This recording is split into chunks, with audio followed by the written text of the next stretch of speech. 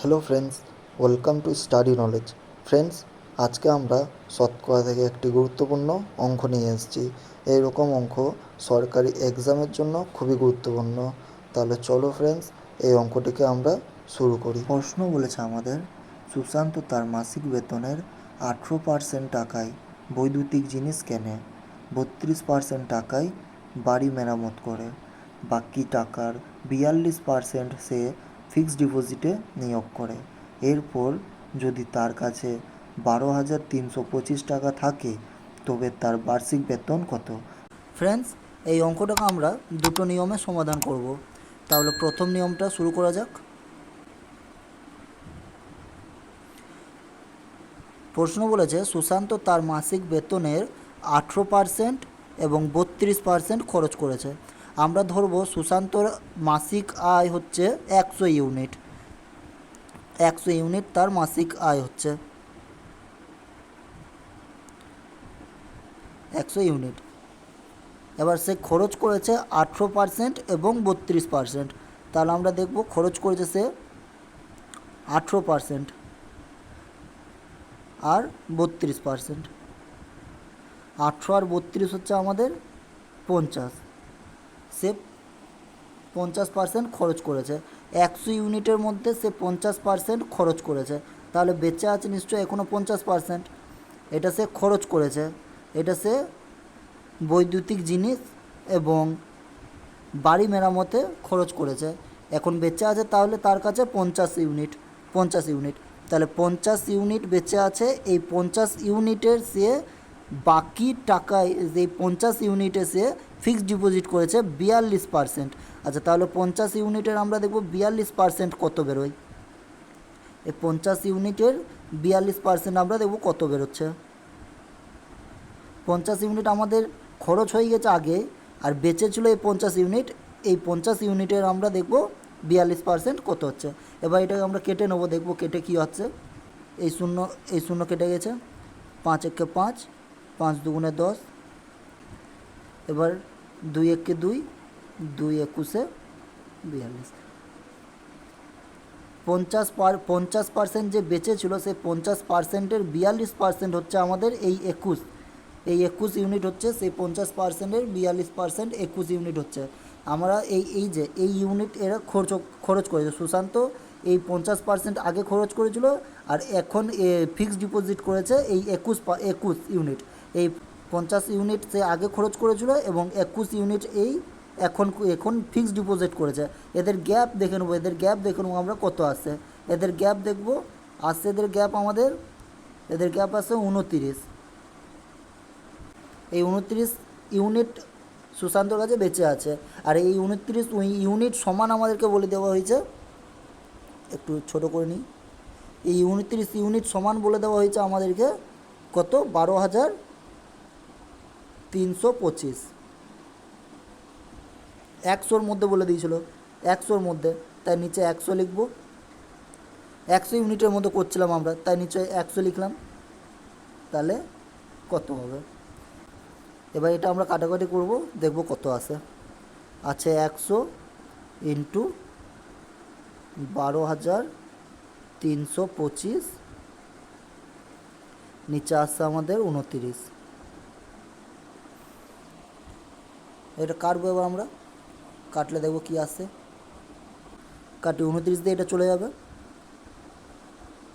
29 একে 29, আর 29 4,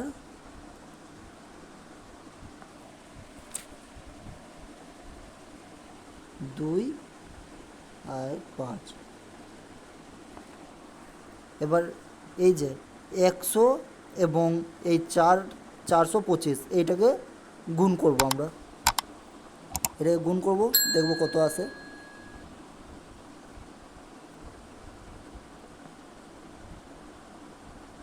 একশো ইন্টু 425 সমান আসবে আমাদের 4, 2, 5, 2 শূন্য। এবার আমরা দেখব বার্ষিক বেতন কত তার বার্ষিক বেতন দেখব। বার্ষিক বলতে আমাদের 12 মাসের কথা বলেছে। 42,500 এই 42,500কে আমরা 12 দিয়ে গুণ করব। 12 মাস যেহেতু আছে, 12 মাসে 1 বছর হয়, তাই আমরা 12 দিয়ে গুণ করব। এটা গুণ করলে আসবে আমাদের 5 1, এটা আসবে আমাদের উত্তর। অপশান সি আছে আমাদের অপশান সি আছে আমাদের সঠিক উত্তর।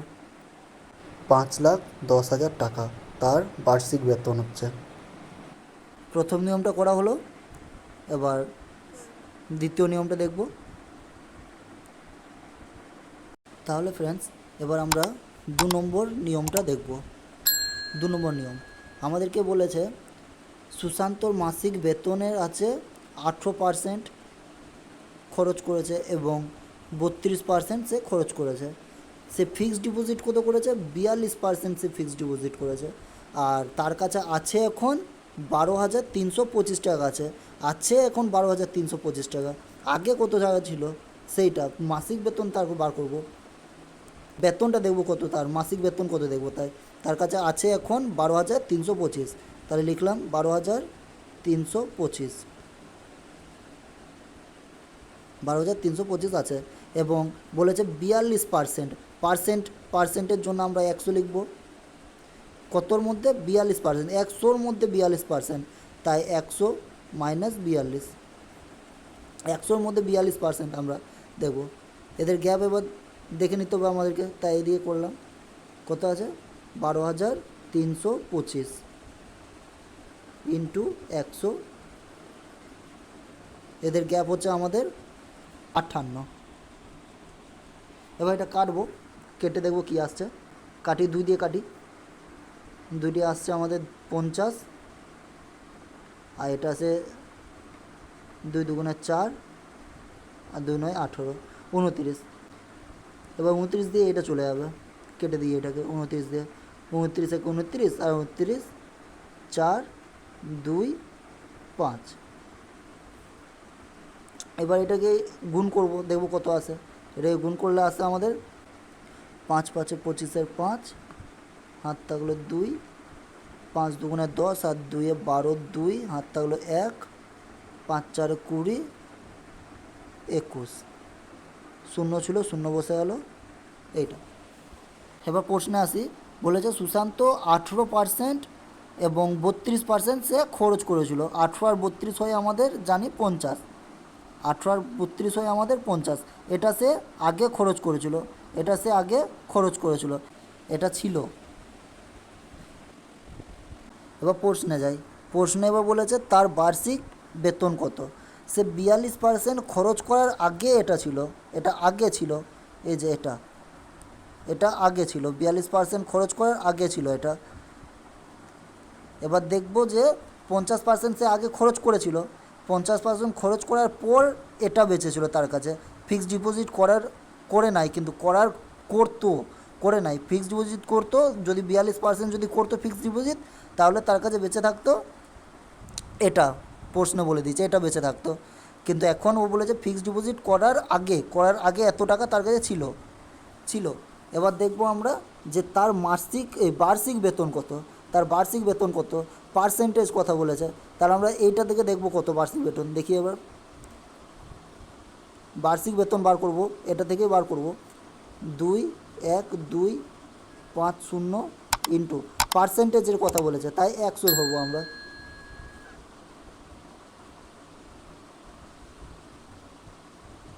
আর নিচে 100-র মধ্যে কথা বলেছে 50% খরচ করেছিল সে, এবং 50% বেঁচেছিল, তাই 100-র মধ্যে সে 50% খরচ করেছিল আগে, এবং 50% তার কাছে বেঁচেছিল।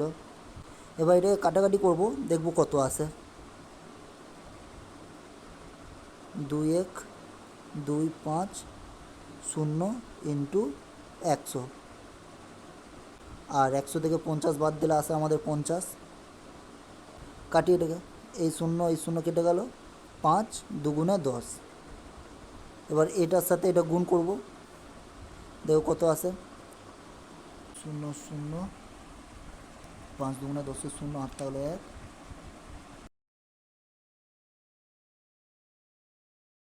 2-এর সাথে 21,250কে গুণ করে আমরা পেলাম 42,500। 42,500 আমরা পেলাম গুণ করে। এবার আমরা দেখব তার বার্ষিক বেতন। বার্ষিক বেতনের জন্য আমরা 12 গুণ করে দেবো। বার্ষিক বেতনের জন্য আমরা 12 গুণ করলে আমাদের উত্তর আসবে 5,10,000 টাকা। সে কি আসবে উত্তর অপশান সি। ফ্রেন্ডস, অঙ্কটি কোনো রকম যদি বুঝতে অসুবিধা হয় তাহলে ভিডিওটি আরেকবার দেখো।